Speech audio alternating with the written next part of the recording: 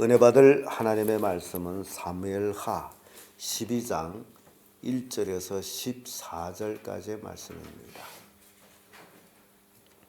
사무엘하 12장 1절에서 14절까지의 말씀 찾으셨으면 교독합니다. 여호와께서 나단을 다윗에게 보내시니 와서 저에게 이르되 한 성에 두 사람이 있는데 하나는 부하고 하나는 가난하니 그 한 자는 양과 소가 심이 많으나 가난한 자는 아무것도 없고 자기가 사서 기르는 작은 암양 새끼 하나뿐이라. 그 암양 새끼는 저와 저의 자식과 함께 있어 자라며 저의 먹는 것을 먹으며 저의 잔에서 마시며 저의 품에 놓음으로 저에게는 딸처럼 되었거늘 어떤 행인이 그 부자에게 오니 부자가 자기 양과 소를 아껴 자기에게 얻는 행인을 위하여 잡지 아니하고 가난한 사람이 양 새끼를 빼앗아다가 자기에게 먹는 사람을 위하여 잡았나이다. 다윗이 그 사람을 크게 노하여 나단에게 이르되 여호와의 사심을 가리켜 맹세하노니 이 일을 행한 사람은 마땅히 죽을 자라. 저가 불쌍히 여기지 않고 이 일을 행하였으니 그 양 새끼를 산에나 갚아줘야 하리라. 나단이 다윗에게 이르되 당신이 그 사람이라. 이스라엘 하나님 여호와께서 이처럼 이르시기를 내가 너로 이스라엘 왕을 삼기 위하여 내게 기름을 붓고 너를 사울의 손에서 구원하고 내 주인의 집을 네게 주고 내 주인의 처를 네 품에 두고 이스라엘과 유다 족속을 네게 맡겼느니라. 만일 이것이 부족하였을 같으면 내가 네게 이것저것을 더러 주었으리라. 그러한데 어찌하여 내가 여호와의 말씀을 업신여기고 나 보기에 악을 행하였느뇨. 내가 칼로 햇사람 우리아를 죽이되 암몬 자손의 칼로 죽이고 그 철을 빼앗아 내 철을 삼았도다. 이제 내가 나라고 심령이고 햇사람 우리아의 철을 빼앗아 제 철을 삼았은즉 하늘이 제 영광이 떠나지 아니하리라 하셨고 여호와께서 또 이처럼 이르시기를 내가 내 집에 재화를 일으키고 내가 내 처들을 가져 내 눈앞에서 다른 사람에게 주리니 그 사람이 내 처들로 더불어 백주에 동침하리라. 너는 우리 나라에서나 나는 이스라엘 군의 앞에 주의 행위를 가져가리라. 다윗이 나단에게 이르되 내가 여호와께 범죄하였노라 하매 나단이 다윗에게 대답하되 여호와께서도 당신의 죄를 사하셨나니 당신이 죽지 아니하려니와 이 여호와여 여호와의 것으로 크게 비방할 것을 얘기하였으니 당신이 낳은 아이가 정령 죽으리라 하고. 아멘. 이 말씀으로 책망받은 다윗 이런 제목으로 말씀을 나누겠습니다.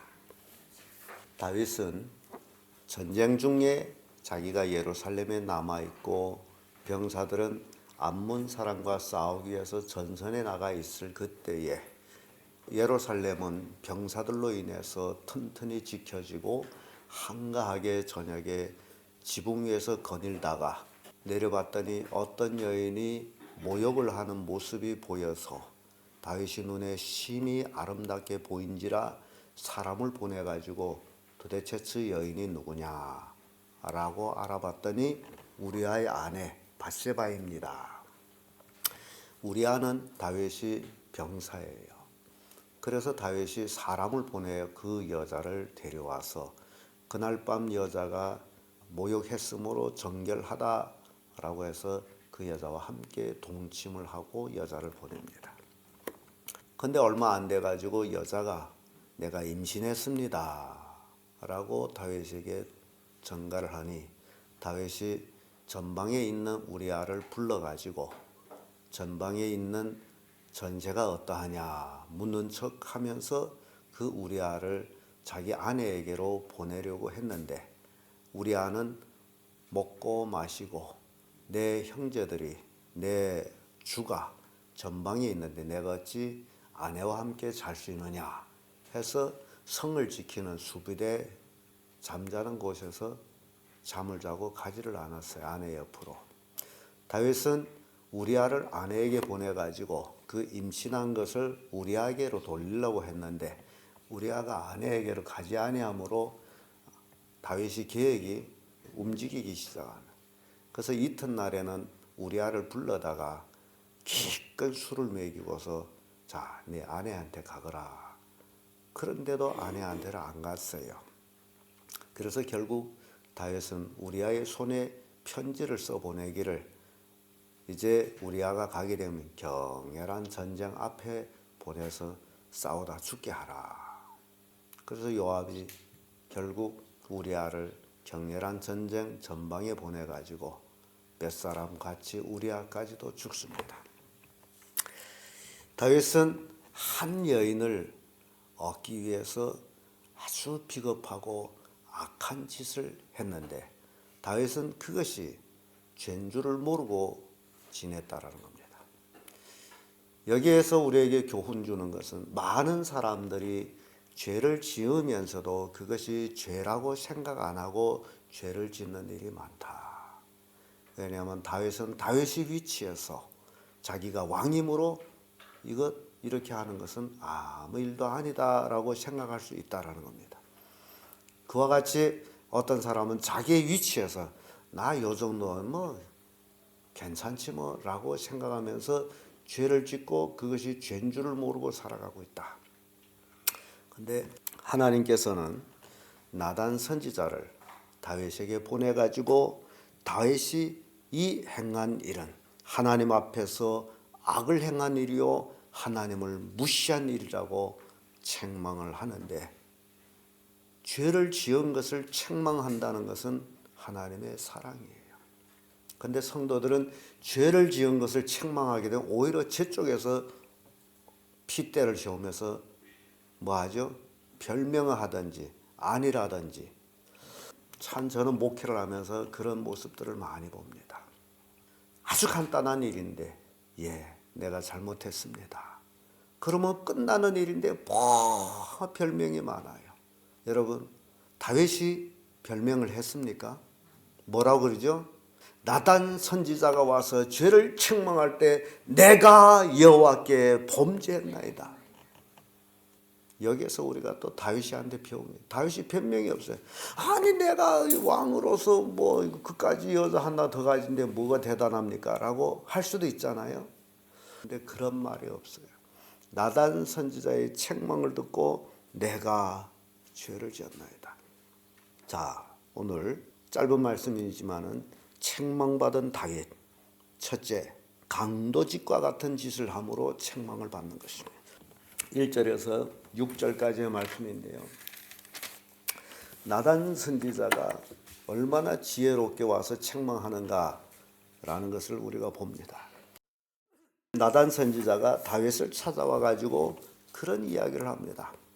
어떤 도시에 두 사람이 있는데 한 사람은 부하고 한 사람은 가난하고 부한 사람은 소, 양, 기수부지로 많고 가난한 사람은 암양 새끼 하나밖에 없는데 부한 사람에게 친구가 놀러와 가지고 이 부자가 자기 것을 잡기 싫어서 가난한 사람의 그 양, 딸처럼 여기고 자식처럼 여기고 품에서 자고 한상에서 먹는 그 양새끼를 빼앗아다가 잡아서 손님을 대접했습니다. 자기 친구를 대접했습니다. 다윗이 그 이야기를 듣고서 대노합니다. 어느 놈이 이런 짓을 했느냐? 그 놈은 죽어야 마땅하니라.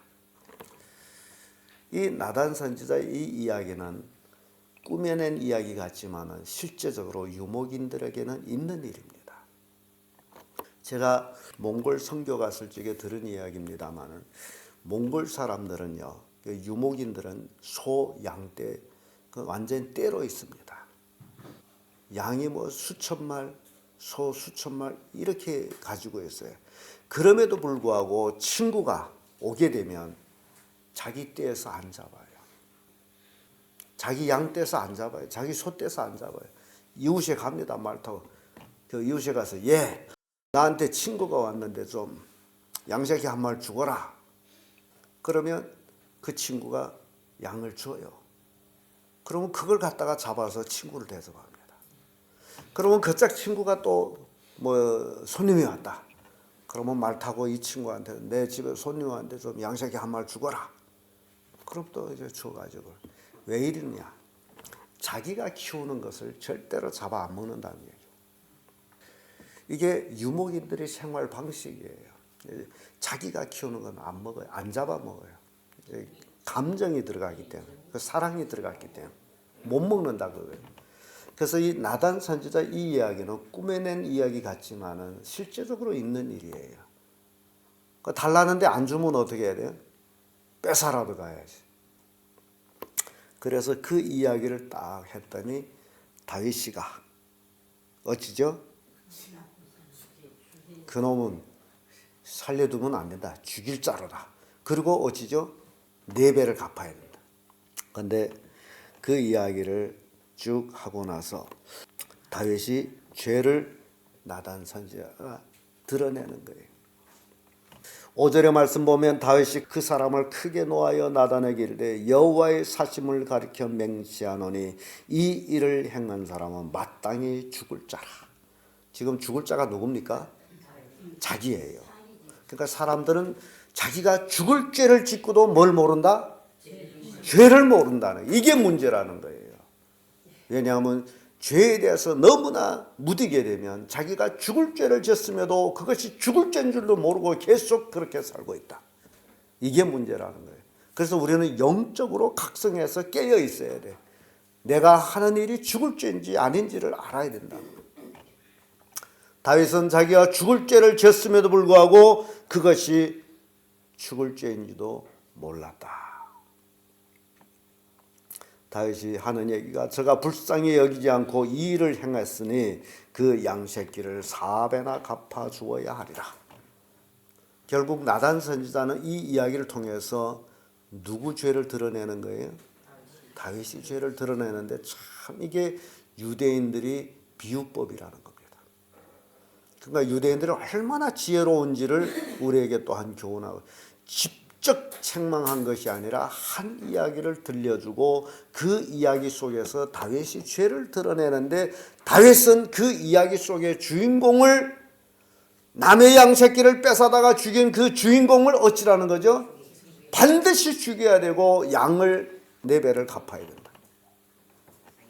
자, 이게 참 여러분들이 우리가 성경 말씀이 위대한 것은 하나님이 저자이기 때문에 이 성경을, 그래서 내가 이번에도 우리 애들한테 성경을 많이 읽어라. 그 속에 하나님의 무짐직한 지혜가 담겨 있다. 자, 그래서 책망받은 다윗은 강도짓과 같은 짓을 함으로 책망을 받는다. 두 번째로 책망받은 다윗은 하나님 앞에 악을 행함으로 책망받는다. 7절에서 9절의 말씀인데요. 7절 말씀 보게 되면 나단이 다윗에게 이르되 당신이 그 사람이라.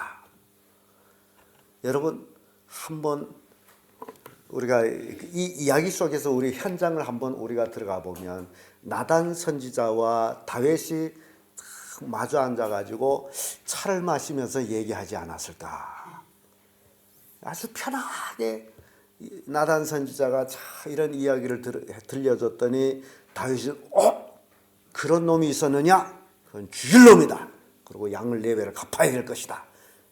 그렇게 화를 발칵 냈는데 다윗 앞에 있던 나단 선지자가 당신이 바로 그 사람이다. 왕이 바로 그 사람이요. 여러분 편안하게 그 이야기를 듣고 다윗은 왕의 입장에서 재판을 했는데 그 재판에 자기한테 돌아왔을 때 다윗이 그 표정이 어땠을까? 그걸 우리가 생각해 보자는 거예요. 지금 왕의 입장에서 그놈은 죽일 놈이요 양을 4배나 갚아야 된다고 자기 입으로 판단을 했는데 나단 선지가 바로 당신이 그 사람이요. 다윗의 얼굴 표정이 어땠을까요? 깜짝 놀라고 얼굴이 굳어졌지 않겠냐. 그리고 얼마나 두려웠겠어요. 자기가 죽일 놈이라고 했은가. 그렇죠? 이게 죄를 깨우쳐 주는 거예요. 그러니까 여러분들이요, 혹시 신앙생활하다가 잘못된 일이 있었고 그것을 죄라고 책망받을 때에 별명하지 마시고, 죄는 별명하는 게 아니에요. 절대 별명하지 마시고 내가 잘못했습니다. 그러면 용서받는 거예요. 나단 선지자가 당신이 그 사람이라 그러면서 하나님의 말씀을 전해주죠. 이스라엘 하나님 여호와께서 이처럼 이르시기를 내가 너로 이스라엘 왕을 삼기 위하여 내게 기름을 붓고 너를 사울의 손에서 구원하고, 사울 손에서 얼마나 죽을 뻔했어요. 구원하고 내 주인의 집을 내게 주고, 여기에 내 주인은 누구예요? 사울의 집이에요. 사울이 왕으로 있을 때 다윗은 왕의 시민이잖아요. 그러니까 주인의 집, 너 사울의 집을 내게 주고 또 내 주인의 처들을 내 품에 두고, 이거는 그때 문화적으로 왕의 처들과 같이 동침해야 왕권을 제대로 가진 것이다 라는 그런 문화 풍속이 있었어요. 그래서 내 주인의 처들을 내 품에 두고 이스라엘과 유다 족속을 내게 맡겼느니라.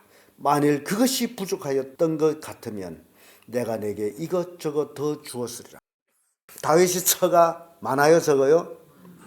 많습니다. 그 처가 부족하다면 내가 또 너에게 처를 더 주었을, 이것저것 더 주었을 것이라. 여러분, 하나님이 우리에게 필요한 것이 있다면 하나님은 우리에게 주는 거예요. 그러니까 예수님께서도 그러죠. 구하라 그러면 주실 것이요, 찾으라 그러면 찾을 것이요, 두드리라 그러면 열릴 것이니. 우리에게 필요하면 누구에게 구해야 돼요? 하나님께 구하면 돼요. 강도짓 하지 말라 그 얘기예요. 하나님을 속여가면서 도둑질하지 말라 그 얘기예요. 필요하면 구하라. 그러나 하나님 것을 도둑질하지 말라. 여러분, 하나님 것 얼마나 많이 도둑질해 먹는지 아시죠? 필요하면 구하라. 그러나 강도짓 하지 말라. 다윗은 필요하면 하나님께 구하면 하나님이 이스라엘 전 지역에서 가장 이쁜 여자를 아내로 또 주지 않겠어요? 뭐가 아낄 게 있겠어요? 하나님이 다윗을 그렇게 사랑하는데. 그런데 다윗이 한 짓이 하나님 앞에 악을 행한 것이다. 강도짓 했으므로. 이 다윗이 한 짓이, 이 죄가 뭐가 되느냐? 하나님을 업신여기는 것이다. 하나님을 믿는다면서도 하나님을 업신여긴다는 것은 있을 수 없는 일이에요. 하나님은 경외의 대상이지 업신여김의 대상이 아니다라는 거죠. 근데 여러분들이 신앙생활하면서 하나님을 업신여긴 일들이 한두 가지겠냐고. 사람이 모른다 해가지고 하나님도 모른다고 생각하지 마세요. 그러면 여러분 믿는 하나님은 하나님이 아니에요. 사람만 모르면 된다라고 생각한다면 여러분 그런 하나님 믿지 마세요. 하나님은 나의 모든 것을 다 알고 계세요. 내 생각조차도 다 알고 계세요. 내 한 짓 다 알고 계세요. 근데 사람이 모른다고 그것이 죄가 아니라고 생각하지 말라. 그런 신앙은 하나님은 잘못 믿는 것이다. 그래서 다윗은 네가 한 악행, 나단 선지자를 통해서 이건 하나님을 업신여긴 것이다. 다윗이 얼마나 무서웠겠어요. 왕이지만 지금 누구 앞에 있는 거예요? 나단 선지자 앞에 있는데 결국 누구 앞에 있는 거예요? 하나님 앞에 있는 거예요. 나단 선지자는 하나님의 보내심으로 와서 지금 책망하고 있다는 얘기예요. 하나님의 말씀으로. 네가 하나님을 업신여긴 것이 바로 하나님 앞에서 악을 행한 것이다. 우리가 죄를 짓는 것이 곧 하나님 앞에 뭘 하는 것이다? 악을 행하는 것이다. 무섭죠.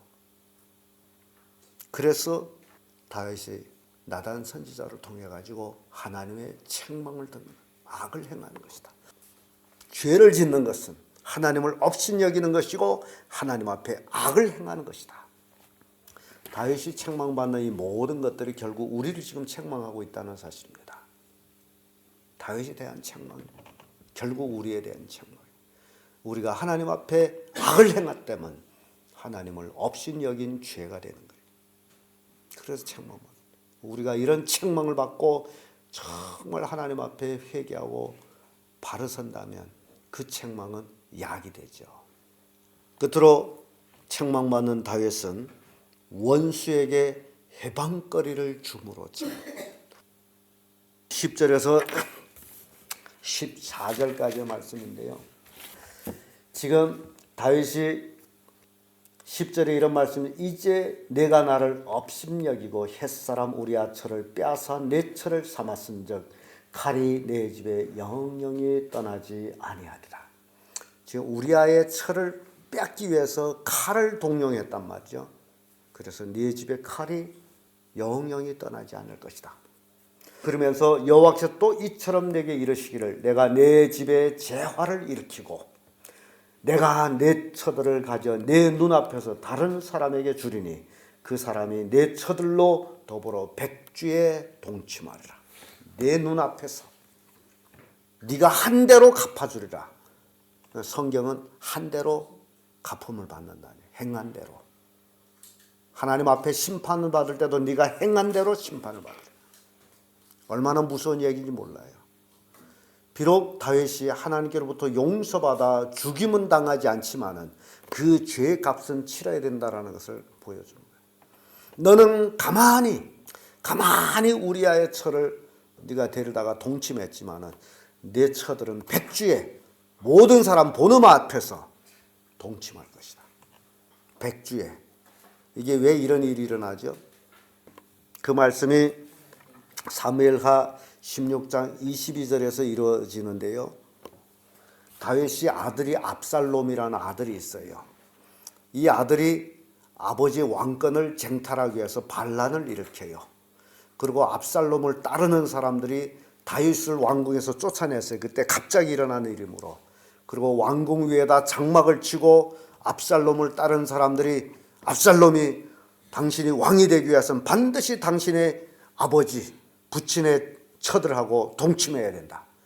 왕궁 위에 장막을 치고 그 온 백성들이 보는 앞에서 후궁들을 데려다가 동침하는, 이게 왕권을 가지는 것이다. 나단 선지자의 말 그대로 이루어진 거예요. 너는 우리아의 처를 가만히 했지만 이제 백주에 이런 일이 있을 것이다. 그랬더니 결국 누가? 아들놈이 그 짓을 했다네. 왕의 처가 많고 아들이 많으면 결국 왕권을 쟁탈하는데, 이게 왕의 아들은 뭐 형제고 뭐고 없습니다. 정치권에는 혈통이 아무 의미가 없어요. 오로지 자기가 왕이 돼야 돼. 그래서 아버지고 동생이고 할 것 없이 모조리 죽이고 모조리 빼앗고 뭐 그런 일들이 왕궁에서 늘 일어나는 일들이에요. 다윗이 집에 재화.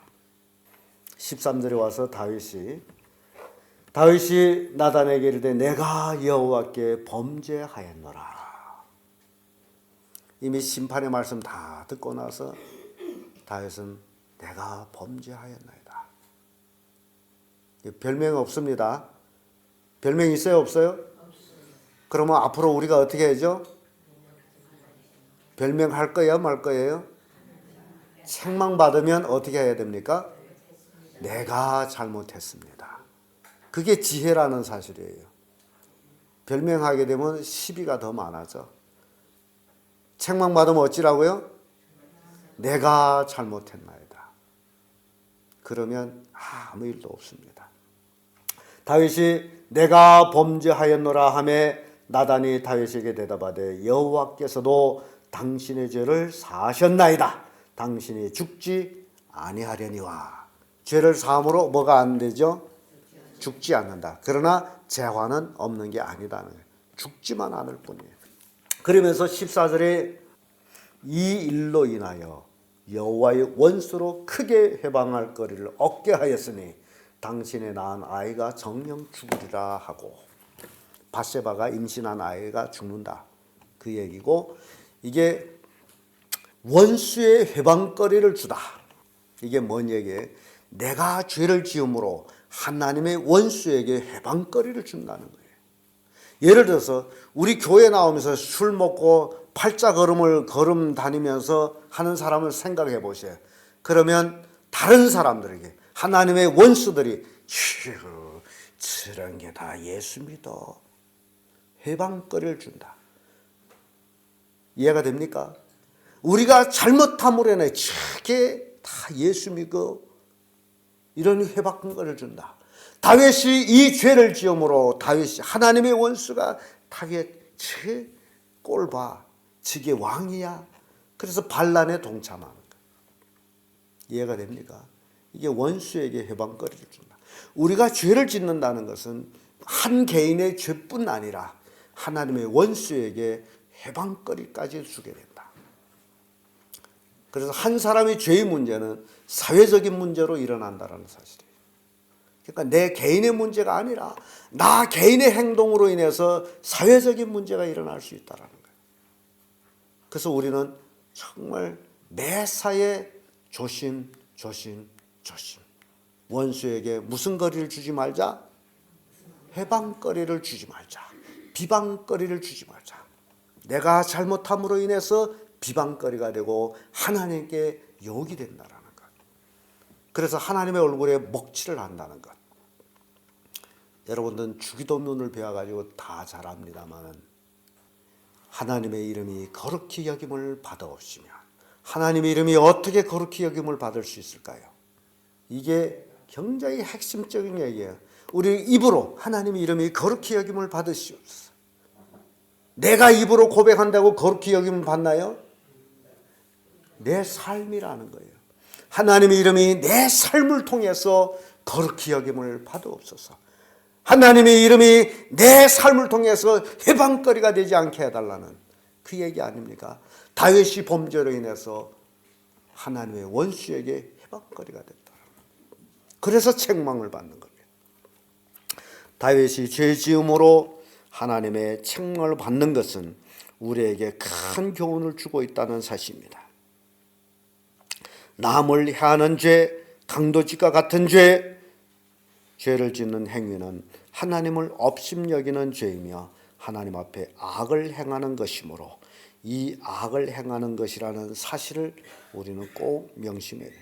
그러므로 하나님의 자녀는 남에게 해를 줘서는 안 되며 또 죄를 지어서도 안 되며 오로지 하나님의 영광을 위한 삶을 사는 그런 성도들이 되어야 된다. 그래야 원수에게 해방거리를 주지 않을 수 있다. 그 교훈을 우리에게 주고 있습니다. 기도하겠습니다.